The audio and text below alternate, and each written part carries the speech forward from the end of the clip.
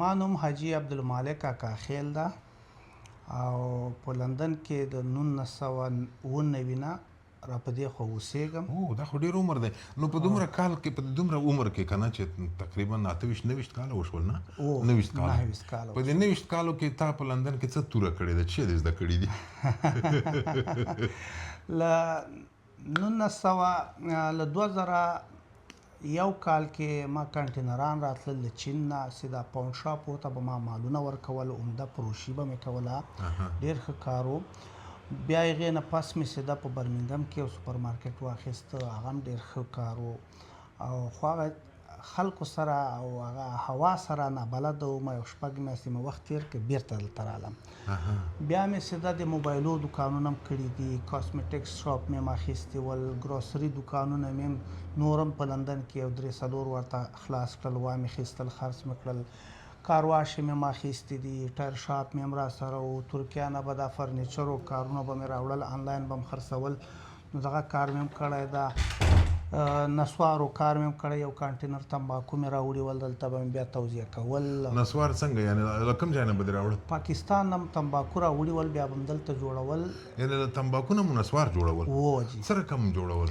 دا یو 3 رقمه یا 4 رقمه شیان ورسره مکس کېدل، یو تمباکو به یو به اوبه وې، یو رقم سریش ول او یو جوهر به یې ورته ویلې، هغه و. او دې څنګه چونه به مو ورګډوله او یره به مو ورګډوله.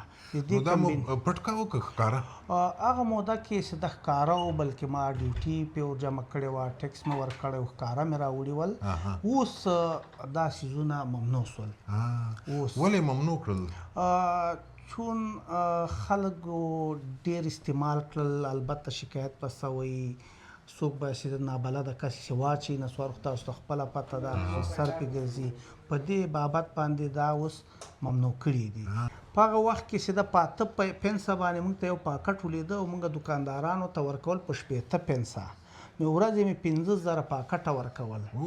نو دا 50 پنسه په یو پاکټ کې پاتې کېدل، د ورځې 2,500 پاونډه مې ګټل.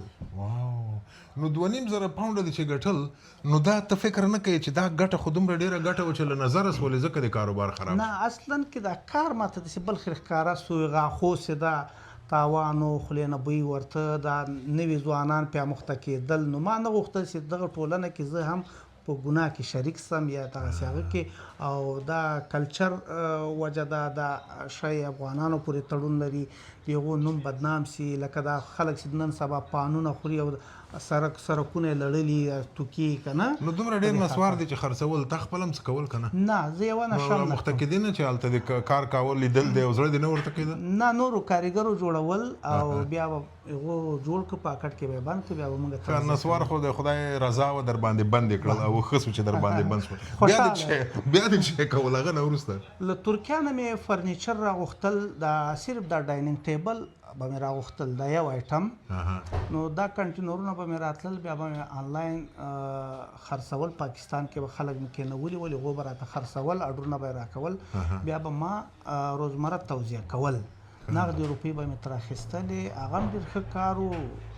نو هغه دې پرېښوده؟ ډېر ښه، هغه مې په دې علت پرېښودو، یو 2-3 ټکره مې پکې وکړل، چون زه به 500 او 600 مایله روزانه ما دا غټ وین چلاو او یو 2-3 ټکره مې کې وکړل، خدای پاک کې وساتلم. نو ما دا سوچ وکړ چې کله هم بچیان مې واړه واړه و، 2 ښځې راله غاړې وې، 8 بچیان مې دي ماشاءالله، او ما غوښتل چې د خپل ژوند د پیسې سره مې کمپرومایزینګ ونه کړم.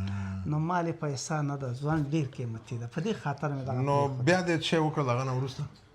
هغې نه وروسته مې سیده څه نور د شیشه په حساب کې، دا شیشه پلیسو په حساب کې دوی یو شیشه دا قیلون چې ورته وایي، دا چیلم، دا چیلم چې ورته وایي، دې یو څو پارټونه مې توزیع کول.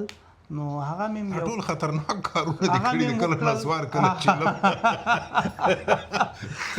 کاسمیټکس کارونه ډېر ښه وو، ډېر ښه ګټه پکې وه. دا د آرایش سامان ښه دا چې په 1 روپۍ به مو واخیسته، نو په 15 به م خرڅول. آفرین. نو دا څه کیسه بیا دې چې وکړل، دا دومره ډېر کارونه دې کړي دي. موبایلو کار مې کړی، ګروسري شاپونه مې ډېر کړي دي، چین نه مې مالونه راغلي دي. چین کې بس یو کنټینر باندې 1,500 پاونډه بند شول، نو په هغه ډېر یو کانټینر باندې به کم از کم موږه 90,000 100,000 پاونډه جوړول. دا پیسې دې چېرته ساتلې؟ الحمدلله ټولې پیسې مې په ځمکه کې منډلې. ځمکه کې منډلو دا معنا چېرته دکان اخیستی، چېرته کورکۍ اخیستی، چېرته پلاټ اخیستی، پوه ځمکه اخیستی مالې نو د حکومت نه خو به د خیرات نه یې غوښتی تر اوسه؟ نه خیرات مې نه ده غوښتی او ځکه چې دومره کاروبار دا هغسې ورته وایي بینیفټ دا خو به دې نه بینیفټ یو زمانه کې مې خوړلی و او اوس خو چې دومره کاروبار دا دومره ډېرې پیسې دي چې وګټلې نه ورته وایي حکومت ته چې هغه بینیفټ چې و هغه اوس در واخلئ؟ نه اوس خو هغه وخت کې حقدار وم اوس خو سې حقداره نه یم په هغه وخت کې او فی الحال چې د موټر فروشي کوم آفرین موټر دلته اخلم اکشنو کې او خرڅوم یې. چېرته اخلې؟ دا موټروي اکشن ورته وایي دې نه اخلو. او اکشن دا معنی چې په یو لیلام دی بازار دی هلته یې اخلې بیا مثلا په 10,000 دې واخیسته په 12,000 یې خرڅوي؟ خیر اوس 12,000 یې خرڅوو. ایګم کې مې شورم ده ټرمینل 5 نه اخواته و ورلډ کار ټریډ په نامه ده او یعنې دا دومره کاروبار دی وکه دا دومره زر زر دی بدلول کارونه که نه اوس د موټرو کاروبار کوي؟ موټرو کاروبار او دې کې خوشحاله یې؟ الحمدلله خوشحاله یم. اسودګي مې ځان ته بیا هم ورکړې. یو شریک لرم چې ټوله ذمهواري د هغه د اخیستل او خرڅول او منیجمنټ کول نو داسې وبوله یو حساب باندې زه تیار په کور ناست یم. آفرین. نو اکاخیل صاحب کیسه دې ډېره خوندوره وه خو چې دا خلک را سره ستړي نه سي که کومه جالبه خاطره لري یا خبره یې وې که کنې بس رخصتېږو؟ نه جالبه خاطرې خو ډېرې دي خو وخت به کم وي.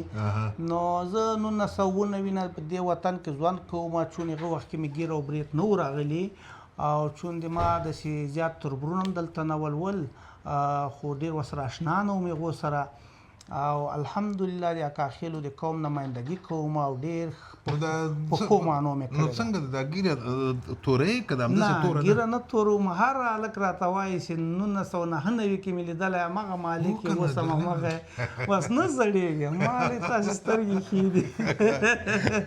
ډېره مننه خوشحاله اوسئ ژوندی دی. عبدالمالک اکاخیل او تجارتونه یې ښه پرېمان کړي دي له نسوارو نیولې تر چلمه پورې د دې تجارت یې هم کړی اوس په موټرو کې بند دی او خدای دې برکت پرې واچوي. امین امین. خوشحاله اوسئ. آباد